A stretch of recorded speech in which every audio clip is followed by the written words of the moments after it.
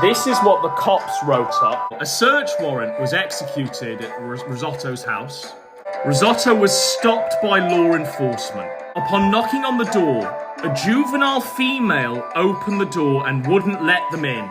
He has left his wife and his child in the house. The wife is like drugged up as fuck. Sends the child to the door to field off the cops. And then Risotto wouldn't provide the door code to enter the residence. So law enforcement entered the home utilising a door ram. Imagine how terrifying that must have been for that poor little girl.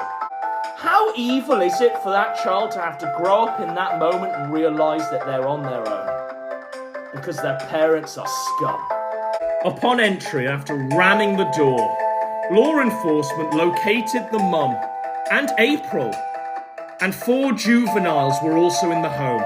So what this says to me, located those 2 together, those 2 playing like Edward Scissorhands or some shit. Or some shit. Officers noted the home was extremely cluttered. There were clothes everywhere. Unwashed clothes, because the mother ain't doing her job as a mother. Dirty dishes, won't even wash the dishes. Dust and overall dirty home. What a cunt. The lawyer returned home with law enforcement.